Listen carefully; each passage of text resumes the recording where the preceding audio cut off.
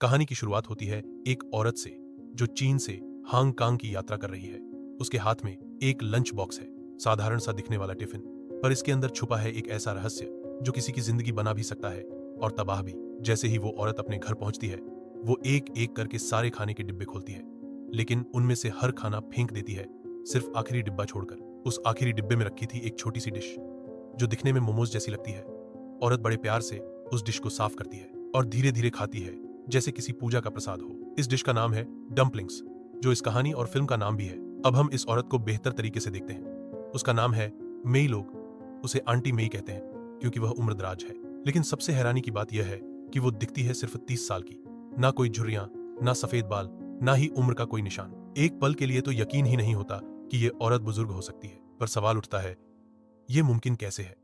उसकी ये जवानी और सुंदरता का राज क्या है? इस सवाल का जवाब हमें थोड़ी देर में मिलेगा, लेकिन यकीन मानिए, जब मिलेगा तो रूह कांप उठेगी। मैं ये डम्पलिंग्स सिर्फ अपने लिए नहीं बनाती, बल्कि वो इसे बेचती भी है। लोग उसके डम्पलिंग्स के दीवाने हैं क्योंकि ये बहुत ही ताजा और स्वादिष्ट होते हैं। लेकिन इन डम्पलिंग्स में छुपा है एक ऐसा खास इंग्रेडिएंट जिसके कारण न सिर्फ स्वाद अच्छा होता है, बल्कि खाने वाले की उम्र भी कम दिखने लगती है। यानी कि ये डम्पलिंग्स ही उसका सौंदर्य और जवानी का राज है। और अब इस चमत्कार की भूख सिर्फ मई तक सीमित नहीं रहने वाली। एक और औरत उसकी जिंदगी में आने वाली है जिसे खोने का डर है, अपनी शोहरत, अपना रिश्ता और अपनी सुंदरता। पर यह सब पाने के लिए उसे चुकानी होगी एक भयानक कीमत। अगले दिन एक खूबसूरत लेकिन थकी हुई सी औरत मेई के घर आती है। उसका नाम है मिसेज ली। कभी वह एक मशहूर फिल्म स्टार थी, लाखों दिलों की धड़कन, मीडिया की सेंटर ऑफ अट्रैक्शन। लेकिन अब वो सब कुछ बीते वक्त की बातें हैं। अब वो एक अमीर बिजनेसमैन की पत्नी बन चुकी है, जहां ना प्यार है, ना अपनापन, सिर्फ दिखावे का रिश्ता। उसे शादी में जो चाहिए था, पैसा और स्टेटस, वो तो मिल गया, लेकिन अब वो सब भी उसके हाथ से फिसलता जा रहा है। उसके पति मिस्टर ली अब उसका ध्यान नहीं रखते। वो अपना वक्त खूबसूरत और जवान लड़कियों के साथ बिताने लगे हैं और मिसेज ली को अकेलेपन की दलदल में धकेल दिया गया है। वो टूट चुकी है। पर एक बात है जो उसे अब भी डराती है, उसकी बढ़ती उम्र। वो सोचती है, अगर मैंने अपनी सुंदरता और जवानी खो दी तो मेरे पास कुछ भी नहीं बचेगा। न शोहरत, न पति, न स्टेटस, कुछ नहीं। उसे कहीं से खबर मिली थी कि आंटी मेई के डम्पलिंग्स में कोई जादू है। ऐसा कहा जाता है कि जो कोई भी ये डम्पलिंग्स खाता है, उसकी उम्र जैसे रुक जाती है। चेहरे की चमक, त्वचा की कसावट, शरीर की ऊर्जा, सब कुछ वापस आ जाता है। लेकिन मिसेज ली इतनी आसानी से यकीन करने वालों में से नहीं थी। इसलिए वो पूछती है, क्या तुम्हारे पास कोई सबूत है? इस पर मेई मुस्कुराती है और पूछती है, तुम्हें क्या लगता है मेरी उम्र क्या होगी? मिसेज ली जवाब देती है, तुम करीब 30 की लगती हो। मेई अब धीरे से बोलती है, मेरी उम्र 65 साल है। मिसेज ली चौंक जाती है। वो यकीन नहीं कर पा रही थी। मेई कहती है, ना कोई क्रीम, ना कोई सर्जरी और ना ही कोई ट्रीटमेंट तुम्हें ऐसी सुंदरता नहीं दे सकता जैसी ये डम्पलिंग्स देती हैं, क्योंकि मैं बूढ़ी होने की प्रक्रिया को अंदर से रोकती हूँ, बाहर से नहीं। मिसेज ली अब पूरी तरह से राजी हो चुकी थी। उसकी आंखों में अब उम्मीद की चमक थी। शायद ये डम्पलिंग्स ही उसकी जिंदगी बदल सकते थे। अब मेई उसके सामने एक प्लेट में डम्पलिंग्स परोसती है। मिसेज ली पहले थोड़ी हिचकिचाती है, पर फिर सोचती है, ये मेरी आखिरी उम्मीद है। अगर इसमें कोई चमत्कार है तो मैं इसे जरूर आजमाऊंगी। वो धीरे धीरे डम्पलिंग्स को अपने मुंह में रखती है। हर निवाले के साथ उसका डर कम होता जाता है और उसकी भूख बढ़ती जाती है। अब वो हर दिन मेई के घर आने लगती है डम्पलिंग्स खाने के लिए। लेकिन धीरे धीरे उसे महसूस होता है कि इन डम्पलिंग्स में शायद जानवरों का मांस नहीं, कुछ और है।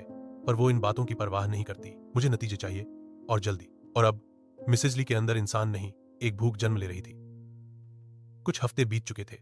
मिसेज ली अब रोज मेई के घर जाकर डम्पलिंग्स खा रही थी और असर भी दिखने लगा था। उसकी त्वचा निखरने लगी, चेहरे पर रौनक लौट आई और आईने में उसे वही चेहरा दिखता जो कभी उसकी फिल्मों के पोस्टर पर हुआ करता था। लेकिन मिसेज ली जल्दी में थी। उसे यह बदलाव धीरे धीरे नहीं, एक ही रात में चाहिए था। वो मेई से कहती है, कुछ ऐसा करो जिससे मैं कल सुबह उठूं और लोग मुझे पहचान न सके। मेई मुस्कुराती है और कहती है, मैं वादा करती हूं ऐसा होगा। लेकिन उसी समय मेई के घर में दो नए मेहमान आते हैं, एक महिला और उसकी 15 साल की बेटी जिसका नाम है केट। उनकी बातचीत से पता चलता है कि यह महिला कभी एक अच्छी डॉक्टर हुआ करती थी, हर दिन 10 केस संभालती थी, पर अब सब कुछ छोड़ चुकी है। लेकिन इस वक्त वो अपनी बेटी के लिए मदद मांगने आई है। केट गर्भवती है और ये बच्चा किसी और का नहीं, उसके अपने पिता का है। हाँ, केट अपने ही पिता की हैवानियत का शिकार हुई थी। अब उसकी मां दर दर भटक रही है, किसी से मदद की गुहार लगा रही है। वो चाहती है कि या तो इस बच्चे का जन्म हो या फिर अबॉर्शन हो जाए। मेई उसे चेक करती है और बताती है कि बच्चा 6 महीने से ज्यादा बड़ा है। वो कहती है, अबॉर्शन बहुत मुश्किल है, तुम किसी ब्लैक मार्केट हॉस्पिटल में जाओ। लेकिन एक बात जो इस महिला को नहीं पता वो ये कि मेई कभी डॉक्टर नहीं थी। वो तो सिर्फ ऐसे अस्पतालों से नवजात बच्चों का मांस चुराती थी। हाँ, बच्चों का मांस। यही था डम्पलिंग्स का खास इंग्रेडिएंट, इंसानों का मांस, छोटे बच्चों का। उधर मिसेज ली को अब कुछ कुछ अंदाजा लगने लगा था। उसने एक बार मेई के किचन में मांस की बनावट और रंग पर शक किया था। उसे लगने लगा था कि यह कोई जानवर का मांस नहीं है, लेकिन उसकी आंखें बंद थीं। मुझे सिर्फ नतीजा चाहिए, चाहे उस कीमत पर मुझे अपना जमीर ही क्यों न खोना पड़े। वो अब मेई को डम्पलिंग्स के स्वाद के लिए टिप्स भी देने लगी थी। थोड़ा मसाला बढ़ाओ, थोड़ी देर और पकाओ, जैसे कि अब वो स्वाद पर ध्यान दे रही थी, न कि असलियत पर। इसी बीच मेई को केट का केस याद आता है और वो सोचती है, अगर मैं इस बच्ची की डिलीवरी खुद कर दूं बिना कोई दवा दिए, तो बच्चा पूरी तरह से स्वस्थ होगा और ऐसे बच्चे के मांस में वो ताकत होगी जो मिसेज ली को एक ही रात में जवान बना देगी। अब एक बार फिर भयानक खेल की तैयारी शुरू होती है। अब रात गहरा चुकी थी और मेई ने अपना मन बना लिया था। उसने केट और उसकी मां को अपने घर बुलाया। ना कोई अस्पताल, ना कोई एनेस्थेसिया, ना कोई दवा, बस एक कमरे में दर्द और सन्नाटा। केट दर्द से तड़प रही थी। 15 साल की उम्र में वो बच्ची एक बच्चे को जन्म दे रही थी और मेई, उसके चेहरे पर एक अजीब सी मुस्कान थी, जैसे उसकी मुराद पूरी होने जा रही हो। कुछ घंटों की पीड़ा के बाद बच्चा जन्म लेता है, एकदम स्वस्थ, ताजा और पूरी तरह जीवित। केट बेहोशी की हालत में थी और उसकी मां आंसू बहा रही थी, लेकिन मेई के लिए यह बच्चा कोई इंसान नहीं था। ये तो वो खास इंग्रेडिएंट है जिसकी मुझे तलाश थी। पहले जो बच्चे मेई अस्पताल से चुराती थी वो या तो बीमार होते थे या ऑपरेशन के दौरान मर चुके होते थे, पर यह बच्चा अलग था। 5 महीनों की कोख, बिना नशे के डिलीवरी, इसकी बॉडी में ताकत भरपूर है। मेई अब बिल्कुल शांत थी। उसने उस बच्चे को साफ किया और अपने फ्रिज में रख दिया। अगले दिन मिसेज ली आई। आज वो खास उम्मीद लेकर आई थी कि आज उसे वो डम्पलिंग्स मिलेंगी जिनसे वो एक ही रात में 20 की लगने लगेगी। मेई ने मुस्कुराकर उसे बैठाया, फिर वो फ्रिज खोला और बच्चे का मांस बाहर निकाला। वो उसे बारीकी से काटने लगी और फिर चॉपिंग बोर्ड पर पीसना शुरू किया। और तभी मिसेज ली ने देख लिया। वो धीरे धीरे किचन में आई और उसने देखा मेई इंसानी मांस पीस रही थी। उसके पैरों तले जमीन खिसक गई, उसे उल्टियां आने लगी। उसने मुंह पकड़ा और बाहर की ओर भागी। मैंने क्या खा लिया? मैं इतने दिनों से क्या खा रही थी? वो बाहर आई, दीवार का सहारा लिया और फिर वही सवाल, लेकिन अगर मैं ये सब छोड़ दूं तो मेरी सुंदरता भी चली जाएगी और तब मेरा पति मुझे छोड़ देगा। मैं फिर कुछ भी नहीं रहूंगी। उसका डर उसकी लालसा से बड़ा नहीं था। कुछ मिनटों की उलझन के बाद वो खुद को संभालती है। अगर जवानी और खूबसूरती के लिए मुझे इंसान खाना पड़े तो ठीक है। वो दोबारा मेई के घर लौटती है। मेई बिना कुछ कहे उसके लिए डम्पलिंग्स तैयार करती है बच्चे के मांस से। मिसेज ली उसे खाती है, नफरत के साथ नहीं, बल्कि लालच और सुख के साथ। हर एक निवाला अब उसे नर्क में ले जा रहा था, लेकिन उसे लग रहा था वो स्वर्ग की सीढ़ियां चढ़ रही है। अब मेरा पति मुझे फिर से चाहेगा। अब मैं फिर से वही मिसेज ली बनूंगी जिससे लोग रश्क करते थे। और इसी अंधी भूख में वो एक इंसान से राक्षस में बदल चुकी थी। दिनों में मिसेज ली में जबरदस्त बदलाव आने लगा। उसका चेहरा दमकने लगा, त्वचा में कसावट आ गई और उसकी चाल में फिर से वो नजाकत लौट आई जो कभी उसके फैंस को दीवाना बना देती थी। एक दिन जब वो अपने पति मिस्टर ली के सामने आई, वो कुछ पलों तक उसे एकटक देखता ही रह गया। तुम तो फिर से वैसी ही लग रही हो जैसी हमारी शादी के वक्त थी। मिसेज ली के दिल को तसल्ली मिलती है। वो मुस्कुराती है और पहली बार उसे लगता है कि उसकी दुनिया वापस आ गई है। अब मिस्टर ली भी अपना समय उसे देने लगे। वो बातें करता, तारीफ करता, यहाँ तक कि अपने बिजनेस ट्रिप्स टालने लगा। मिसेज ली की जिंदगी अब खुशियों से भरने लगी थी। इसी खुशी में वो अपने घर पर एक बड़ी पार्टी रखती है। सारे दोस्त, रिश्तेदार, पुराने फिल्मी साथी सब इकट्ठा होते हैं और हर कोई कहता है, मिसेज ली आप तो आज भी हीरोइन लगती हैं। लेकिन तभी सब कुछ बदल जाता है। जब वो लोगों के बीच बैठती है तो वहां एक तेज और अजीब सी बदबू फैलने लगती है, मछली जैसी, सड़ी हुई, खट्टी बदबू। लोग एक दूसरे को देखने लगते हैं, फुसफुसाहटें शुरू हो जाती हैं। कहां से आ रही है ये बदबू? क्या कोई कुछ लेके आया? ये तो इंसानी बदबू लग रही है। और तभी किसी की नजर मिसेज ली पर पड़ती है। अब सबकी आंखें उसी पर टिक जाती हैं। उसे शर्म से पसीना आ जाता है। वो चुपचाप उठती है और बाथरूम में जाकर खुद को घंटों तक रगड़ रगड़ कर नहाती है। वो तुरंत मेई को फोन करती है और चिल्ला उठती है, तुमने मुझे ये सब क्यों नहीं बताया? ये बदबू क्या है? ये असर क्यों हो रहा है? मेई शांत आवाज में जवाब देती है, मुझे नहीं पता, मेरे साथ तो कभी ऐसा नहीं हुआ। शायद तुम्हारे शरीर में कुछ अलग रिएक्शन हो रहा है। परेशान मत हो, 2 दिन में ठीक हो जाएगा। मिसेज ली थोड़ी शांत हो जाती है, पर वो नहीं जानती थी कि कोई और भी ये बातचीत सुन रहा था। उसका पति मिस्टर ली, वो बाहर खड़ा था और उसने सब कुछ सुन लिया। अब वो शक करने लगा था, मेरी बीवी कुछ तो खा रही है, कोई दवा, कोई जड़ी बूटी, कोई नशा। अब वो खुद मेई के बारे में जानने निकल पड़ता है और अगले ही दिन वो मेई के घर पहुंचता है। मेई उसे डम्पलिंग्स खिलाती है, लेकिन मिस्टर ली को अब सच्चाई समझ में आ चुकी है। वो जान गया है कि ये डम्पलिंग्स इंसान के मांस से बनते हैं, कि मेई असल में नरभक्षी है, एक इंसान खोर। पर जानने के बावजूद उसे कोई फर्क नहीं पड़ता। उसकी नजर में बस एक चीज मायने रखती थी, खूबसूरती। और मेई में वो खूबसूरती थी जो उसे कहीं और नहीं मिली। तुम सिर्फ 30 की लगती हो और तुम में कुछ ऐसा है जो मेरी बीवी में नहीं। अब मेई और मिस्टर ली के बीच रिश्ता शुरू हो जाता है। मेई को तो जैसे मनचाही मुराद मिल गई, एक अमीर आदमी जो अब उसी के पीछे दीवाना हो गया। अब दोनों साथ समय बिताने लगते हैं और मिसेज ली, वो फिर से अकेली हो गई। पर अब वो डम्पलिंग्स की लत की शिकार हो चुकी थी।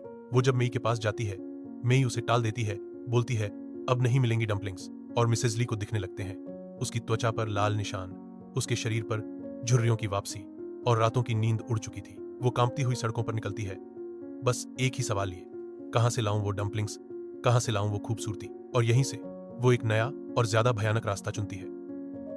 अब मेई और मिस्टर ली का रिश्ता खुलकर सामने आ गया था। मिसेज ली को अब कोई पूछता तक नहीं था। उसका पति, जो कभी उसकी तारीफ करता था, अब मेई की बाहों में मुस्कुराता था। और सबसे बड़ा झटका यह था कि अब मेई उसे डम्पलिंग्स देने से भी मना कर चुकी थी। लेकिन मिसेज ली अब इंसान नहीं, एक लत की शिकार जानवर बन चुकी थी। उसे अब कुछ नहीं चाहिए था, ना प्यार ना रिश्ते, बस वो डम्पलिंग्स, वो खौफनाक स्वाद जो उसे जवान बनाए रखता था। पर जैसे जैसे समय बीता, उसके शरीर पर लाल धब्बे, सूखती त्वचा और काले घेरे आने लगे। उसे नींद नहीं आती थी, उसकी भूख मर चुकी थी, और सबसे खतरनाक बात, उसकी आंखों में अब उम्मीद नहीं, सिर्फ पागलपन था। इसी बीच एक और झटका लगता है, केट की मौत हो जाती है। जिस बच्ची ने मेई के लिए वह बच्चा जन्म दिया था, वो अब इस दुनिया में नहीं रही।